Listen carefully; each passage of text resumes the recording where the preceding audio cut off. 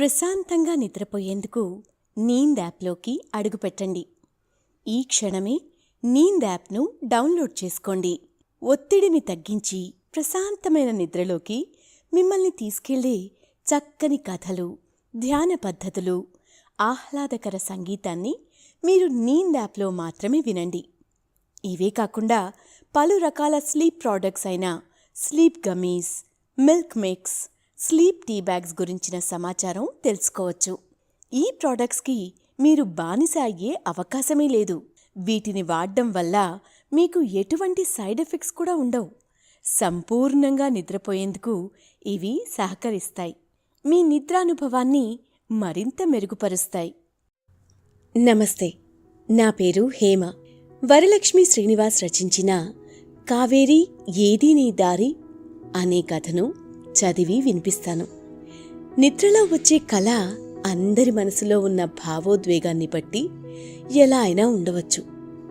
కానీ నిద్రని మేల్కొల్పే కళ మాత్రం ఖచ్చితంగా అందరినీ మెప్పించే విధంగా, మనసుకి హత్తుకునే విధంగా ఉంటుంది. అలాంటి నృత్య ప్రదర్శనలు ఇచ్చే స్థాయికి ఎదగడమే లక్ష్యంగా సాధన చేస్తున్న కావేరి గోస్వామి అనే కూచిపూడి నర్తకి జీవితం గురించి ఈరోజు మనం విందాం. అయితే మనం కథలోకి వెళ్లే ముందు సౌకర్యవంతమైన స్థితిలోకి వెళ్దాం. మీకిష్టమైన రీతిలో పడుకుని అన్ని లైట్లను ఆఫ్ చేసి మీ కళ్ళు మూసుకోండి. నెమ్మదిగా గాలి పీలుస్తూ పూర్తిగా లోతైన శ్వాస తీసుకుని వదలండి. ఈ ప్రపంచాన్ని, ఇవాల్టి జ్ఞాపకాలను మెల్లగా పక్కకు నెట్టి నిద్రలోకి క్రమంగా జారుకునే సమయమిది. మరోసారి నెమ్మదిగా గాలి పీలుస్తూ లోతైన శ్వాస తీసుకుని మీ శరీరంలోని ఒత్తిడిని బయటకు వదిలివేయండి. ఇప్పుడు చెయ్యాల్సిందల్లా విశ్రాంతి తీసుకోవడం, సేద తీరడం, మునుపటి స్థితికి రావడం. మీరిప్పుడు మంచం మీద ఉన్నారు. రోజువారీ అలసట నుంచి మీ శరీరం విశ్రాంతి తీసుకుంటున్నట్లుగా మీకనిపిస్తుంది. కాళ్ల నుంచి మొదలుపెట్టి మీ అవయవాల్లోని ఒత్తిడిని ఒక్కొక్కటిగా బయటికి పంపించేయండి. మీకోసం అవన్నీ రోజంతా చాలా కష్టపడ్డాయి కాబట్టి వాటికి విశ్రాంతి తీసుకునే అర్హత ఉంది. ముందుగా మీ పాదాల్లో మొదలైన విశ్రాంత అనుభూతి క్రమంగా మీ మోకాలి క్రింది భాగానికి చేరుతుంది. అక్కడ్నుంచి మోకాళ్లలోకి ప్రవేశిస్తుంది. ఇప్పుడు మీ కాలి ఎగువ భాగాన్ని విశ్రాంతి తీసుకోనివ్వండి. ఈ విశ్రాంత అనుభూతి క్రమంగా మీ పొత్తి కడుపు నుంచి వెన్నెముక గుండా ఎగువ వీపు వరకు వచ్చి తర్వాత ఛాతీలోకి ప్రవహిస్తున్నట్లుగా గుర్తించండి. అక్కడ్నుంచి మీ భుజాల్లోకి, తర్వాత చేతుల్లోకి, చివరగా వేలి కొనల వరకు వెళ్తున్నట్టుగా అనుభూతి చెందండి. ఆపై మీ మెడ, తల, ముఖం వరకు ఆ అనుభూతి ప్రవహిస్తుంది. ఇప్పుడు మీ శరీరం మొత్తం ప్రశాంతంగా, రిలాక్స్డ్గా, నిద్రకు సిద్ధంగా ఉంది. త్వరలో మీరు చక్కని నిద్రలోకి జారుకుంటారు. డ్రీమ్ ల్యాండ్లో ప్రశాంతంగా ప్రయాణిస్తారు. ఈ ప్రయాణం ఉదయం వరకు కొనసాగుతూ ఉంటుంది. కాబట్టి మీరు కథను వింటున్నప్పుడు మీ శ్వాసను కూడా అనుసరించండి. అద్భుతమైన నిద్రానుభవం కోసం మీ శరీరం మొత్తానికి విశ్రాంతినిస్తూ స్థిరంగా ఉండండి. దేశంలో అపర కుబేరులలో ఒకరు రవీంద్ర నారాయణ్ గోస్వామి. అతని ఒక్కగానొక్క కూతురు కావేరి గోస్వామి. చిన్న వయసు నుంచి కష్టమంటూ తెలియకుండా పెరిగిన కావేరికి ఏది కావాలంటే దాన్ని తండ్రి తీసుకొచ్చి ఇచ్చేవారు. అలాగే తన సంతోషాలు, సరదాలు ఏ క్షణం కూడా మిస్ అవుతున్న ఫీలింగ్ లేకుండా ఆమెకి అన్ని సౌకర్యాలు సమకూర్చేవారు. ఇక కావేరి గోస్వామి కూడా చిన్న వయసు నుంచే అన్నిటా తన గుర్తింపు ఉండాలని కలలు కంటూ ఉండేది. అందుకే ఆటలు, పాటలు, డాన్సుల్లో ప్రావీణ్యం సంపాదించింది. అలాగే మ్యూజిక్ కూడా నేర్చుకుంది. కానీ ఏ విద్యని కూడా పూర్తిగా నేర్చుకోకుండా మధ్యలోనే వదిలేసేది. జీవితంలో తనకి ఏమిష్టం అనేది ఎలాంటి స్పష్టత లేకుండా పెరిగింది. కష్టం విలువ తెలియకపోవడం, క్షణాల్లో తాను కోరుకున్నది తనకి దక్కుతూ ఉండడంతో డబ్బుంటే అన్నీ మన కాళ్ల దగ్గరికి వస్తున్నాయి, కళను కూడా డబ్బుతో కొనొచ్చు అనే భావన ఆమెలో ఉండేది. అందుకే ఏ కళ మీద పూర్తిగా శ్రద్ధ చూపించేది కాదు. కాని తమకి నేర్పిన గురువులు మాత్రం కావేరి గురించి గొప్పగా పొగిడేవారు. ఆమె నేర్చుకున్న సగం విద్యతోనే ప్రదర్శనలు కూడా ఇచ్చేది. అయితే ఆమె ప్రదర్శన బాగోలేకున్నా కూడా అందరూ ఆమెని ప్రశంసలతో ముంచేసేవారు. ఇక ఆ ప్రశంసలు విన్న ఆమె కూడా నాలో అద్భుతమైన ప్రతిభ ఉందని, ఏదైనా చాలా తొందరగా నేర్చుకుంటా అనే భ్రమలో ఉండేది. అదే భ్రమతో కూచిపూడిని కూడా ఒక నృత్య పద్ధతిలానే నేర్చుకోవడం మొదలుపెట్టింది. కూచిపూడిలో గొప్ప కళాకారుడుగా గుర్తింపు పొందిన వారి దగ్గర ఆమె నాట్యాన్ని నేర్చుకుంటోంది. నా కూతురు ఎలా డాన్స్ చేసినా అది గొప్పగానే ఉండాలి, ఆమె అందరికంటే అద్భుతంగా డాన్స్ చేస్తుంది అనే మాట వినిపించాలి, దానికోసం మీకు ఎంత డబ్బైనా ఇస్తాను అని ఆ నాట్యకారులకి చెప్పేవారు. చేతికి కావలసినంత డబ్బొస్తున్నప్పుడు ఆమె ఎలా నాట్యం నేర్చుకుంటే మనకేంటి అనే ఉద్దేశంతో వారు కూడా ఆమెకి శ్రద్ధగా నేర్పించేవారు కాదు. ఆమె ఏ విధంగా చేసినా కూడా అమోఘం, అద్భుతం అని పొగిడేవారు. దీంతో ఆమె కూడా పొంగిపోయి తనకి కూచిపూడి డాన్స్ చాలా సులభంగా వచ్చేస్తుంది అని అనుకుంటుంది.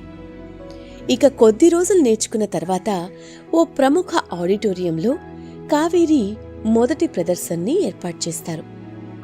ప్రదర్శన చూడ్డానికి చాలామంది ప్రముఖులు హాజరవుతారు. అందరి ముందు కావేరి కూచిపూడి నృత్యం చేస్తుంది. ఇక ఆమె నృత్యంలో అడుగడుగునా తడబాటుంటుంది. ఓ విధంగా ఆడిటోరియంలో ఉన్న అందరూ ఆమె నాట్యం చూస్తున్నంతసేపు అసహనంతో ఉంటారు.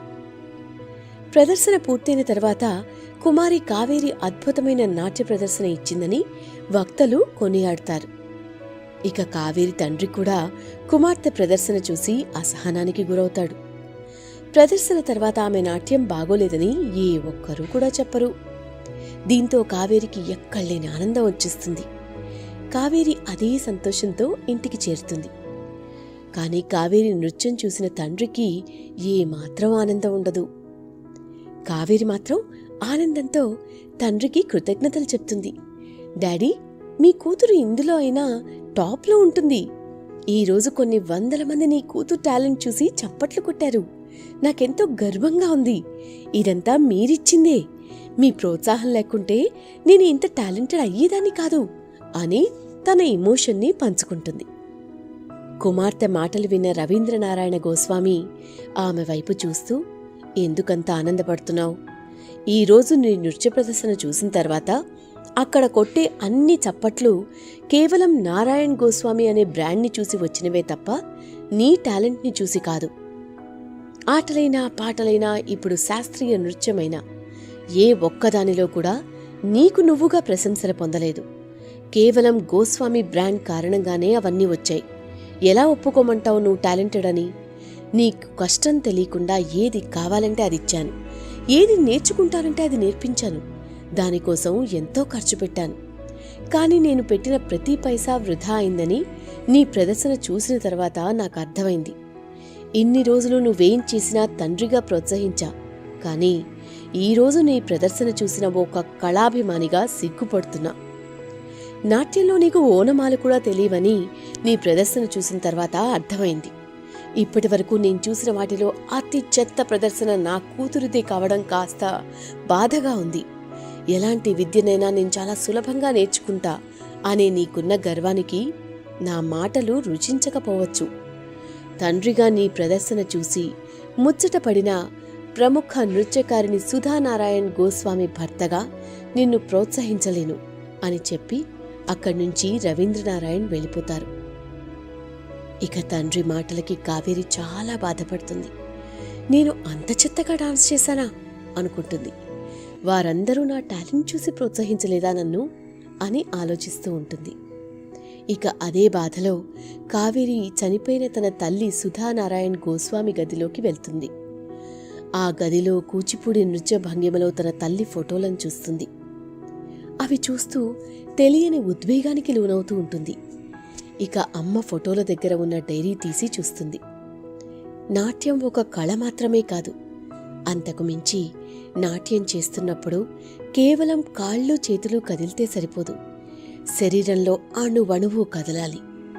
పాదాల నుంచి శిరస్సు వరకు ప్రతి అవయవం నృత్యం చేయాలి. చూసేవారు తన్మయత్వానికి లోనవ్వాలి. చేసే సమయంలో మనసు ఆత్మ ఏకం కావాలి. అప్పుడే దానికి పరిపూర్ణత్వం వస్తుంది. కూచిపూడి నృత్యంలో ఒక కళాకారిణిగా ఈ స్థాయికి చేరాలంటే కేవలం నాట్యం మీద ఇష్టం ఉంటే సరిపోదు, అవధులు లేని ప్రేమ ఉండాలి. పంచభూతాలలో ప్రతి స్థితిని మానసికంగా ఆస్వాదించాలి. దీన్ని చేరుకోవాలంటే కష్టం ఉండొచ్చు, కానీ సాధ్యం కాకుండా మాత్రం ఉండదు అని రాసి ఉంటుంది. ఇక అమ్మ డైరీలో రాసిన ఆ మాటలు కావేరిని ఆలోచనలో పడేస్తాయి. ఈ డబ్బు తాను ఏ దారిలో వెళ్ళినా అడ్డుపడుతుంది. నా ఆలోచనలని మళ్లీ మొదటికి తీసుకొస్తుంది. ఈ హోదా నాలో నిజమైన కళాకారిణిని కనిపించనివ్వదు. నేను సాధించే లక్ష్యమే నాన్నకి నేనిచ్చే బహుమతి అనుకుంటుంది. అప్పుడే బట్టలు సర్దుకుని ఇంటి నుంచి బయటికి వెళ్తుంది. ఇక ఆమె వెళ్తున్నప్పుడు తండ్రి రవీంద్రనారాయణ్కి ఒక లెటర్ రాస్తుంది. నాన్నగారు, నేను మీరు కోరుకునే మీకు గౌరవాన్ని తీసుకొచ్చే కూతురుగా మళ్లీ తిరిగొస్తాను. నన్ను వెతికి పట్టుకోవడం మీ కష్టమేమీ కాదు, కానీ వెతికే ప్రయత్నం మాత్రం చేయొద్దు. నేను మళ్లీ వస్తా, అంతవరకు వేచి ఉండండి అని రాసిపెట్టి ఉంటుంది. ఇదిలా ఉంటే ఇంటి నుంచి బయటికి వెళ్లిన కావేరి కారు తీసుకుని వెళ్ళకపోవడంతో ఎటు వెళ్లాలో తెలియక అలా ఓ చోట ఒంటరిగా కూర్చుని ఉంటుంది. ఆ సిటీలో తన్ని ఖచ్చితంగా అందరూ గుర్తుపడతారు అని కావేరి భావించి ఎవరూ గుర్తుపట్టకుండా ముఖానికి స్కార్ఫ్ కట్టుకుంటుంది. ఇక అమ్మ సొంత ఊరైన కూచిపూడి వెళ్లాలని డిసైడ్ అయ్యి విజయవాడ బస్సు ఎక్కుతుంది. అక్కడ్నుంచి కూచిపూడి గ్రామానికి చేరుకుంటుంది. తన తల్లి విద్య నేర్చుకున్న వేదాంతం సోమయాజులు ఇల్లు వెతుక్కుంటూ వెళ్తుంది. ఆ ఇంటి ఆవరణలో చాలామంది నాట్యం నేర్చుకుంటూ ఉంటారు. అక్కడికి వెళ్లి వేదాంతం సోమయాజులు గారు ఉన్నారా అని అడుగుతుంది. అక్కడున్న సోమయాజులు కూతురు శాంతాదేవి కావేరి వైపు చూస్తూ, ఆయన లేరు, 10 ఏళ్ల క్రితమే చనిపోయారు, ఆయనతో మీకేం పని అని అడుగుతుంది. ఆయన దగ్గర కూచిపూడి నాట్యం నేర్చుకోవాలని వచ్చాను అని చెబుతుంది. ఇంతకీ మీరెవరో తెలుసుకోవచ్చా అని శాంతాదేవి అడుగుతుంది. మా అమ్మ పేరు సుధా అని పరిచయం చేసుకుంటుంది. ఇక సుధా అని పేరు చెప్పగానే శాంతాదేవి భర్త బయటికి వచ్చి, నువ్వు సుధా కూతురువా? ఎంత ధైర్యం ఉంటే వేదాంతం సోమయాజునింటికే వస్తావు? బయటికి వెళ్ళు, నీకిక్కడ ఎవరు కూడా నాట్యం నేర్పించరు అని ఆవేశంతో అంటారు. దానికి కావేరి భయపడి అక్కడ్నుంచి వెళ్ళిపోతుంది. అదే సమయంలో శాంతాదేవి తన కొడుక్కి ఫోన్ చేసి, సుధా అత్త కూతురు వచ్చింది, ఉన్న పళంగా ఇప్పుడెక్కడికి వెళ్తుంది? అర్జెంటుగా ఇంటికొచ్చి తనకి ఎక్కడైనా విడిది ఏర్పాటు చెయ్యి అని చెప్తుంది. అలాగే అమ్మా అని అతను చెప్తాడు. కొద్దిసేపటి తర్వాత కావేరి ఎదురుగా శాంతాదేవి కొడుకు వచ్చి తన్ని తాను పరిచయం చేసుకుంటాడు. హాయ్, ఈ ఊరు మీరు నాట్యం నేర్చుకోవడానికి వచ్చారా అని అంటాడు. దానికి కావేరి, అవును, ఆ విషయం మీకెలా తెలుసు? ఇంతకీ మీరెవరు అని అడుగుతుంది. నా పేరు వెంకటేష్, అందరూ వెంకీ అంటారు. సమాజ సేవ చేయడం, మీలాంటి వారికి సహాయం చేయడమే నా పని. మీరేం భయపడకండి, ఎవరు అవునన్నా కాదన్నా మీరు నాట్యం నేర్చుకుంటారు, దానికి నేను హామీ ఇస్తున్నా అని వెంకటేష్ చెప్తాడు. నేనెవరో మీకు తెలీదు, మీరెవరో నాకు తెలీదు, కానీ నాకు హామీ ఇచ్చేస్తున్నారు. నేను మీ హామీని ఎలా నమ్మాలి అని కావేరి అడుగుతుంది. ఆ సంగతులన్నీ నాకు వదిలేయండి. ఎక్కడ్నించో ఇంతవరకు వచ్చారు కదా, మరి నాట్యం నేర్చుకోకుండా తిరిగి వెళ్ళిపోతారా చెప్పండి అని వెంకీ అడుగుతాడు. ఇది జరగని పని, ఖచ్చితంగా నేను నాట్యం నేర్చుకునే వెళ్ళాలి, అంతకు మించి నా దగ్గర మరో ఆప్షన్ లేదు అని చెప్తుంది. అయితే నాతో రండి అని చెప్పి ఒక ఇంటికి తీసుకుని వెళ్ళి మీరిక్కడే ఉండండి అని చెప్తాడు. అప్పుడే శాంతాదేవి అక్కడికి వస్తుంది. కావేరి ఆమెని చూస్తూ దగ్గరికి వచ్చి ఆమె ముఖాన్ని చేతులతో పట్టుకుని, అచ్చం సుధాని చూస్తున్నట్టే ఉంది అని అంటుంది. మా అమ్మ మీకు తెలుసా అని కావేరి అడుగుతుంది. మీ అమ్మ సుధా సోమయాజులు అని శాంతాదేవి అంటుంది. దానికి కావేరి ఆశ్చర్యానికి గురై, అంటే వేదాంతం సోమయాజులు మా తాతగారా అని అడుగుతుంది. దానికి అవును అని శాంతాదేవి తల ఊపుతుంది. మీ అమ్మ నేను మంచి స్నేహితులం, ఇప్పుడు చెప్పాలంటే ఆడబడుచులం అని అంటుంది. అంటే మీరు నాకేమవుతారు అని కావేరి అడుగుతుంది. నేను నీకు అత్తనవుతాను. కోపంతో నిన్ను బయటికి వెళ్ళమని చెప్పిన అతను నీ మేనమామ విక్రమ్ సోమయాజులు అని చెప్తాడు. వీడు నా కొడుకు అని పరిచయం చేస్తుంది. ఇతను నాకేమవుతాడు అని కావేరి అడుగుతుంది. వీడు నీకు బావ అవుతాడు అని చెప్తుంది. ఏంటమ్మా మరి ఇంత అమాయకంగా ఉంది, ఎంత డబ్బులో పెరిగినా చిన్న చిన్న విషయాలు కూడా తెలుసుకోకపోతే ఎలా బతుకుతుంది అని వెంకీ అంటాడు. దానికి కావేరి అతని వైపు చూస్తూ, ఇంతకాలం ప్రపంచాన్ని అర్థం చేసుకోకుండా పెరిగాను, ఇకపై అర్థం చేసుకోవాలనే ఐశ్వర్యానికి దూరంగా ఇంతవరకు వచ్చాను అని చెప్తుంది. నాట్యం కంటే ముందు నువ్వు తెలుసుకోవాల్సిన విషయాలు చాలా ఉన్నాయి. వెంకీని నమ్ముకుంటే అంతా మంచి జరుగుతుంది, గుడ్ లక్ అని కావేరికి చెప్తాడు. మరుసటి రోజు వెంకీ కావేరిని ఒక నిర్మానుష్యమైన అడవికి తీసుకుని వెళ్తాడు. కావేరి ఆ అడవిని చూస్తూ, నాట్యం గురించి తెలియాలంటే ముందుగా ఈ ప్రకృతిని అర్థం చేసుకోవాలి. ఈ ప్రకృతిలో ప్రతి అణువు నాట్యం చేస్తుంది. పక్షులు నాట్యానికి తాళం వేస్తాయి. ప్రకృతి ప్రమేయం లేకుండా ఏ కళ కూడా లేదు. అన్ని కళలు ఇక్కడి నుంచి పుట్టినవే అని చెప్తూ ఉంటే కావేరి ఆ ప్రకృతిని చూస్తుంది. చల్లని గాలికి చెట్లు కదులుతూ ఉంటాయి. మృదువుగా కదులుతున్న ఆ చెట్ల మాటున పక్షుల కిలకిలా రావాలు వినిపిస్తాయి. అదే సమయంలో పక్కనే ఉన్న జలపాతం జాలువారుతున్న శబ్దం వినిపిస్తుంది. జంతువులు పరుగులు పెడుతూ ఉంటాయి. ఆ దృశ్యాలన్నీ కావేరి మనసుకి సరికొత్త ఆనందాన్నిస్తాయి. ఎప్పుడూ ఇంత అందమైన దృశ్యాన్ని చూడలేదు. ప్రకృతిలో ఇంత అందం ఉంటుందని, ఆ అందాన్ని ఆస్వాదిస్తే తెలియని ఉద్వేగానికి లోనవుతామని ఆ క్షణం అనుభవించాకే కావేరికి తెలుస్తుంది. దీంతో చాలా సమయాల్లో ఆ దృశ్యాలు చూస్తూ మురిసిపోతుంది. అలాగే కళ్ళు మూసుకుని తాను చూసిన ఆ దృశ్యాన్ని ఆస్వాదిస్తుంది. అది తన్ని మరింత ఉద్వేగానికి గురిచేస్తుంది. ఎన్నడూ లేని తన్మయత్వం ఈ క్షణం తన మనసుని తాకుతూ ఉంటే కావేరి అణువణువు పులకరించిపోతుంది. కొద్దిసేపటి తర్వాత వెంకీ ఆమెని ఓ నిర్మానుష్య ప్రదేశానికి తీసుకుని వెళ్తాడు. నిశ్శబ్దం భయానకంగా ఉంటుందని అందరూ అంటారు. కానీ ఆ నిశ్శబ్దం నుంచి వచ్చే సంగీతాన్ని ఎప్పుడైనా విన్నావా అని వెంకీ అడుగుతాడు. దానికి ఆమె ఏమీ అర్థం కానట్లు చూస్తుంది. వెంకీకి ఆమె పరిస్థితి అర్థమై, కళ్ళు మూసుకో, కేవలం చెవులతో నీ చుట్టూ వస్తున్న శబ్దాన్ని విను, శబ్దం నుంచి వచ్చే స్వరాన్ని మనసుతో ఆలకించు అని చెప్తాడు.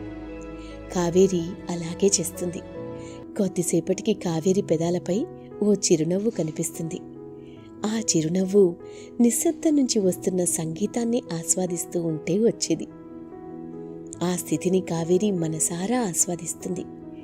దాన్నుంచి ఒక్కసారిగా బయటికి వచ్చి పైకి లేచి చప్పట్లు కొడుతుంది. ఎవరైనా పాట పాడారంటే తెలియకుండానే పైకి లేచి కొట్టే చప్పట్లు ఆ గాయని గొప్పతనాన్ని చెప్తాయి. ఆ గాయకుల గొంతు నుంచి వచ్చే స్వరాన్ని వింటున్నప్పుడు చూసే ప్రేక్షకుడి మనసు పులకరించిపోవాలి. పాటని తనివితీరా ఆస్వాదించాలి. అలా జరిగితేనే గాయనిగా ఆమె సక్సెస్ అయినట్టుగా చెప్తారు. వెంకీ మర్నాడు గ్రామం మొత్తం తిప్పుతాడు. ఓ కుమ్మరి దగ్గరికి తీసుకువెళ్ళి కుండని తయారు చేయడంలో అతని శ్రద్ధ ఎలా ఉందో చూడు అని చెప్తాడు. కుండ తయారు చేస్తున్నంతసేపు కుండకి అందమైన కళాకృతి తీసుకురావడానికి అతని ఏకాగ్రత అంతా కుండపైనే ఉంటుంది. ఓ వడ్రంగి దగ్గరికి తీసుకెళ్లి అతను చేస్తున్న పని చూపిస్తాడు. ఒక దుంగ మీద అతను అద్భుతమైన బొమ్మను చెక్కుతాడు. అక్కడ కూడా అతని ఏకాగ్రతని గమనిస్తుంది కావేరి. ఒక చాకలి దగ్గరికి తీసుకెళ్తాడు. అక్కడ వారు బట్టలు ఉతుకుతున్నప్పుడు ఆ కష్టాన్ని మర్చిపోవడానికి ఉత్సాహంగా పాటలు పాడతారు. ఆ పనిలో కష్టం ఉంది. వారందరిలో ఉన్న ఉత్సాహం ఆ కష్టాన్ని మాయం చేస్తుంది. అందుకే ఎన్ని బట్టలు ఉతికినా వారు అలసిపోరు అని వెంకీ కావేరికి చెప్తాడు. వ్యవసాయం చేసే రైతు పొలం దగ్గరికి తీసుకెళ్తాడు. అక్కడ నాట్లు వేస్తున్న ఆడవాళ్లను చూపిస్తాడు. ఇక్కడ కూడా కష్టాన్ని మర్చిపోవడానికి పాటలతో వారు ఒకరికి ఒకరు ఉత్సాహాన్ని నింపుకుంటున్నారు. కళ అనేది నేర్చుకుంటే వస్తుంది, కానీ ఆస్వాదిస్తే అందులో మన గుర్తింపు కనిపిస్తుంది. నేర్చుకుంటున్న కళపై శ్రద్ధ, అంతకు మించి కళలో మెలకువలపై ఏకాగ్రత ఉండాలి. ఆ కళ నేర్చుకుంటున్నప్పుడు శరీరానికి అలసట రాకూడదు, ఇక చాలు అనే భావన ఉండకూడదు. ఇవన్నీ ఉండాలంటే ప్రకృతిలో నువ్వు అనుభవించిన ఆనందాన్ని నాట్యం చేస్తున్నప్పుడు ఆ కష్టాన్ని మర్చిపోయే ఉత్సాహాన్ని నీ ప్రతి అణువులో నింపుకోవాలి. అప్పుడే నువ్వు కోరుకున్న విద్య ఎంత గొప్పదైనా ఎంతో సులభంగా వచ్చేస్తుంది అని చెప్తాడు. కళ గురించి ఇంత గొప్పగా తనకి వెంకి చెప్పడంతో కావేరి సంతోషంతో అతన్ని కౌగిలించుకుని కృతజ్ఞతలు చెప్తుంది. ఇంతకాలం నేను నేర్చుకున్న ప్రతి విద్యలో నా నిర్లక్ష్యమే తప్ప గొప్పతనం ఎక్కడా లేదని ఇవన్నీ చూశాక అర్థమైంది వెంకి అని చెప్తుంది. ఇక ఆ రాత్రంతా కావేరి తాను ఆ రోజు చూసిన ప్రతి దృశ్యాన్ని మళ్లీ ఊహించుకుంటుంది. ఇక ఉదయాన్నే అడవికి వెళ్లి ప్రకృతిలో శబ్దాలని ఆస్వాదిస్తూ కాళ్లకి గజ్జెలు కట్టుకుని వాటికి అనుగుణంగా పాదం కదుపుతుంది. అలాగే కళ్లల్లో హావభావాలు పలికిస్తుంది. వాటిని ఆస్వాదిస్తూ నటనని చూపిస్తుంది. ఓ విధంగా చెప్పాలంటే కావేరిలో మొదటిసారి అణువణువు పరవశించే విధంగా నృత్యం చేస్తుంది. ఓ విధంగా ఆ నృత్యం సంపూర్ణ స్థితిలోనే ఉంటుంది. ఇక విక్రమ్ సోమయాజులు అటుగా వెళ్లి కావేరి నృత్యాన్ని చూస్తాడు. ఆమెను చూస్తున్నంతసేపు తన చెల్లి సుధాని చూస్తున్న అనుభూతి అతనికి కలుగుతుంది. ఏదో తెలియని ఒక ఆనందం అతనిలో కనిపిస్తుంది. అంతా చూశాక అక్కడి నుంచి నిశ్శబ్దంగా వెళ్ళిపోతాడు. కావేరి కూడా ఇంటికి వస్తుంది. అదే సమయంలో శాంతాదేవి కావేరి దగ్గరికి వచ్చి ఆమెను చూస్తూ, నువ్వు చాలా అదృష్టం చేసుకున్నావు. The great classical dancer Vikram Somayajulu నిన్ను తీసుకురమ్మని చెప్పారు. ఆయన నీకు నాట్యం నేర్పించడానికి ఒప్పుకున్నారు. 10 ఏళ్ల క్రితం తన తండ్రి చనిపోయినప్పుడు వదిలేసిన నాట్యాన్ని మళ్లీ ఇప్పుడు నీకోసం నేర్పించడానికి సిద్ధమయ్యారు అని చెప్తుంది. దాంతో కావేరి కూడా సంతోషిస్తుంది. శాంతాదేవి కావేరిని తీసుకుని విక్రమ్ దగ్గరికి వెళ్తుంది. అతను కావేరి వైపు చూస్తూ, సుధా కుతుర్వి అనే ఉద్దేశంతో నేను నీకు నాట్యం నేర్పించడం లేదు. కేవలం నాట్యం మీద నీకున్న శ్రద్ధ, నీ తపన చూసి ఒప్పుకున్నా అని చెప్తాడు. కావేరి వెంటనే అతని పాదాలకు నమస్కరిస్తుంది. అలాగే కృతజ్ఞతలు తెలియజేస్తుంది. ఈ క్షణమే నేను సిద్ధం అని చెప్తుంది. ఇక అప్పట్నుంచి ప్రతిరోజు ఉదయాన్నే కాళ్లకి గజ్జెలు కట్టుకుని కావేరి అక్కడికి వచ్చేసేది. ఎంతో శ్రద్ధతో నాట్యం నేర్చుకునేది. ఇక అప్పుడప్పుడు ప్రకృతిలోకి వెళ్ళి అడవిలో నృత్యం చేసేది. నాట్యం నేర్చుకుంటున్నప్పుడు ఆమెలో ప్రతి స్థితిని ఆమె ఆస్వాదిస్తూ ఉండేది. ఇలా 1 ఏడాది పాటు కూచిపూడిలో పూర్తి స్థాయి ప్రావీణ్యం సంపాదించాక మొదటి ప్రదర్శనని ఆ ఊరి దేవాలయంలో ఇస్తుంది. మొదటిసారి ఆమె ప్రేక్షకులు కొట్టే చప్పట్ల గురించి కాకుండా తాను చేయబోయే నృత్యం గురించి ఆలోచించింది. మన నాట్యం చూసిన ప్రేక్షకులు తన్మయత్వంతోనే తెలియకుండానే చప్పట్లు కొట్టాలి తప్ప వారి చప్పట్ల కోసం మన నాట్యం చేయకూడదు అని వెంకి ఒకరోజు చెప్పిన మాటని కావేరి గుర్తు చేసుకుంటుంది. దీంతో ఆమె ధ్యాస అంతా ఇవ్వబోయే ప్రదర్శన మీదనే ఉంటుంది. ఇక అక్కడ శివ స్తోత్రానికి కావేరి అద్భుతంగా నాట్యం చేస్తుంది. ఆమె నాట్యం చూసిన తర్వాత అందరూ లేచి నిలబడి చప్పట్లు కొడతారు. దాంతో కావేరి చాలా ఉద్వేగానికి లోనవుతుంది. నేరుగా వెళ్ళి విక్రమ్ పాదాలపై పడుతుంది. విక్రమ్ ఆమెని పైకి లేపి, నీ కోరికే నిన్ను ఇంతవరకు తీసుకొచ్చింది. ఇది నీ సంకల్పం. ఆ సంకల్పాన్ని నేను ఒక దిశలోకి తీసుకొచ్చాను అని చెప్తారు. అలాగే వెంకీకి కూడా చేతులు జోడించి థ్యాంక్స్ చెప్తుంది. ఇక అందరూ ఇంటికి వెళ్ళాక విక్రమ్ని మావయ్య అని పిలుస్తుంది. ఆ పిలుపు వినగానే విక్రమ్ ఎంతో ఆనందపడతాడు. నేను మీ దగ్గరికి రావడం యాదృచ్ఛికం కాదు, ఇది మా అమ్మ కల. మిమ్మల్ని వదిలి నాన్నని ప్రేమించి వెళ్ళిన తర్వాత తాతయ్యతో పాటు మీరంతా తన్ని దూరం పెట్టారు. కాని తాను మాత్రం మీ జ్ఞాపకాలతోనే బతికింది. నాన్న ఎన్ని కోట్లు సంపాదించినా అదేదీ తనకి సంతోషాన్ని ఇవ్వలేదు. కేవలం మీతో ఉన్న జ్ఞాపకాలు మాత్రమే ఆమెకి ఆనందాన్ని ఇచ్చాయి. డబ్బు వ్యామోహంలోనే పెరిగిన నాకు ఇవన్నీ చాలా కాలం తెలియలేదు. అమ్మ విలువ కూడా తెలియలేదు. ఆమె చనిపోయినప్పుడు కూడా నేను బాధపడినట్టు నాకు గుర్తులేదు. ఎందుకంటే నాకు నాన్న ఇచ్చిన హోదాతో దొరికే రెస్పెక్ట్లోనే నా ఎమోషన్ని చూసుకున్నాను. కానీ మొదటిసారి నాన్న అన్న మాటలతో అమ్మ గుర్తుకొచ్చింది. అప్పుడే ఆమె రాసుకున్న డైరీ కనిపించింది. ఆ క్షణమే నిర్ణయించుకున్నా ఇక్కడికి రావాలని. కానీ అన్నీ తెలిసినట్లు వస్తే మీరెలా ఆదరిస్తారో తెలియలేదు. మొదటి రోజే మీ కోపం చూశాక ఇవన్నీ చెప్పినా ప్రయోజనం లేదు అనిపించింది. అందుకే ఆ నిజాలు అలాగే దాచాను. ఇప్పుడు అవసరం కాబట్టి ఇది మీకిస్తున్నా. అన్నతో ఒక చెల్లికి, తండ్రితో ఒక కూతురికి, స్నేహితులతో ఒక స్నేహితురాలికి ఉండే అనుబంధం. ఇది మీకోసం నేనిచ్చే గురుదక్షిణ అని కావేరి చెప్తుంది. బావా, నీకు నేను ఏమీ ఇవ్వలేకపోతున్నా. నిజానికి నన్ను నాకు పరిచయం చేసింది, నిజాలు అర్థమయ్యేలా చేసింది, నాట్యం గురించి అర్థం చేసింది నువ్వే. అంటే నువ్వు కూడా నాకు గురువుతో సమానమే. కానీ నీకిప్పుడు గురుదక్షిణ ఇవ్వడానికి నా దగ్గర ఏమీ లేదు, ఒక్క ప్రేమ తప్ప. ఆ ప్రేమ పొందాలంటే నువ్వు చెప్పినంత కాకున్నా కొంతైతే కష్టపడాలి.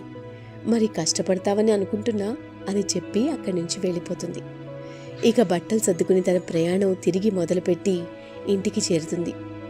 కూతురు రాకను చూసిన రవీంద్రనారాయణ్ చాలా సంతోషిస్తాడు. మీరు నా కోసం ఏమీ చేయొద్దు డాడీ. త్వరలో జరగబోయే ఇండియన్ క్లాసికల్ డాన్స్ కాంపిటీషన్లో పార్టిసిపేట్ చేస్తున్నా. ఒక ప్రేక్షకుడిగా మీరు చూడ్డానికి రండి. నచ్చితే ఆశీర్వదించండి, లేదంటే నిశ్శబ్దంగా వెళ్ళిపోండి. మీరు చూసిన రాధా సోమయాజుల్లాంటి నృత్యకారిని నాలో కనిపిస్తే నేను మీ కూతురుగా ఇక్కడ ఉండడానికి అర్హత ఉందని అనుకుంటాను అని చెప్పి అక్కడి నుంచి వెళ్ళిపోతుంది. ఇక ఇండియన్ క్లాసికల్ డాన్స్ కాంపిటీషన్ మొదలవుతుంది. అందులో ఒక్కొక్కరుగా అందరూ పర్ఫార్మెన్స్ ఇస్తూ ఉంటారు. ఫైనల్గా కావేరి కూడా కూచిపూడి డాన్స్ పర్ఫార్మెన్స్ మహిషాసుర మర్దిని రూపకాన్ని ప్రదర్శిస్తుంది. ఆ డాన్స్ ఫామ్లో అన్ని రకాల భావోద్వేగాల్ని పండించే అవకాశం రావడంతో దాన్ని ఎంచుకుంటుంది. ఇక విక్రమ్ సోమయాజులు, శాంతాదేవి ఆ రూపకానికి సంగీతం, తాళం అందిస్తారు. అంతా అయ్యాక ఆడిటోరియంలో కావేరి డాన్స్ పర్ఫార్మెన్స్ చూసిన అందరూ కూడా పైకి లేచి కరతాళ ధ్వనులతో ఆమెని అభినందిస్తారు. ఇక నిర్వాహకులు ఆమెని విజేతగా ప్రకటిస్తారు. కూతురి డాన్స్ పర్ఫార్మెన్స్ చూసిన రవీంద్రనారాయణ్కి ఎక్కలేని ఆనందం వచ్చేస్తుంది. కావేరి నృత్య ప్రదర్శన అయ్యాక తన గురువులు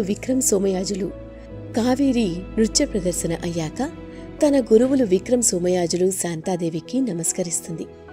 కావేరిని చూసి దగ్గరికి తీసుకుని తండ్రిగా రవీంద్ర హత్తుకుంటారు. అలాగే విక్రమ్కి చేతులు జోడించి కృతజ్ఞతలు చెప్తారు. అన్నీ మర్చిపోయి ఇంటికి రావాలని రవీంద్ర వారిని ఆహ్వానిస్తాడు. అయితే అందరూ తన డాన్స్ చూడ్డానికి వచ్చినా వెంకటేష్ రాలేదనే ఆవేదన కావేరి మనసులో ఉంటుంది. అతని కోసం కావేరి కళ్ళు వెతుకుతూనే ఉంటాయి. అందరూ ఇంటికి చేరుకుంటారు. విక్రమ్ తన చెల్లి గదికి వెళ్ళి ఆమె ఫోటోలు చూస్తాడు. అదే సమయంలో వెంకటేష్ ఖరీదైన షూస్తో అలా లోపలికి వచ్చి రవీంద్ర దగ్గరికి వచ్చి, సార్, మీరు అప్పగించిన ప్రాజెక్ట్ సక్సెస్ఫుల్గా ఫినిష్ చేశానని అనుకుంటున్నా. మరి నా ప్రమోషన్ సంగతేంటి అని అడుగుతాడు. కావేరి అతన్ని చూసి ఆశ్చర్యానికి గురవుతుంది. కావేరిలో ఆశ్చర్యాన్ని గమనించిన రవీంద్ర ఆమె వైపు చూస్తూ, నీ మీద నేను సీరియస్ కావడానికి, నీకు నువ్వుగా డాన్స్ నేర్చుకోవడానికి కూచిపూడి వెళ్ళడానికి కారణమైంది ఇతనే. చిన్నప్పటినుంచి నీకు తెలియకుండానే నిన్ను దగ్గర నుంచి చూస్తున్నాడు. ఈరోజు నా కూతుర్ని గొప్ప నృత్యకారిణి కావడానికి కారణమయ్యాడు. వీడిని మీ అమ్మే నాకు అప్పగించింది. నీ బాధ్యతలు నేను వీడికి అప్పగించాను. అదే వాడు చెప్తున్న ప్రాజెక్ట్. ఇక ప్రమోషన్ సంగతంటావా? నువ్వేగా ప్రేమనిచ్చావు, దానికి అడ్వాన్స్గా భర్త అనే ప్రమోషన్ కావాలని అడుగుతున్నాడు అని రవీంద్ర చెప్తాడు. దానికి కావేరి ఆశ్చర్యానికి గురై, అంటే అంతా మీకు తెలిసే జరిగిందా? నేనేదో ఒంటరిగా వెళ్ళా అనుకున్నా, కానీ నాకు కాపలాగా ఇతన్ని కూడా పంపించారా అని కావేరి అడుగుతుంది. కూతురిని ఏ తండ్రి ఏ పరిస్థితిలో కూడా ఒంటరిగా వదిలేలేడు కదా అని రవీంద్ర అంటాడు. దీంతో వారింట్లో ఆనందాలు వెల్లివిరుస్తాయి. మన నిజమైన గమ్యాన్ని వెతుక్కుంటూ వెళ్తున్నప్పుడు మన చుట్టూ అందరూ ఏదో ఒక విధంగా మనకి సహకారాన్ని అందిస్తారు. దాన్ని మనమే అర్థం చేసుకోవాలి అనే విషయం ఈ కథని బట్టి అర్థమవుతుంది. ఇప్పుడు మీరు కూడా ప్రశాంతంగా నిద్రలోకి వెళ్ళండి. రేపు మరో కొత్త కథతో కలుసుకుందాం.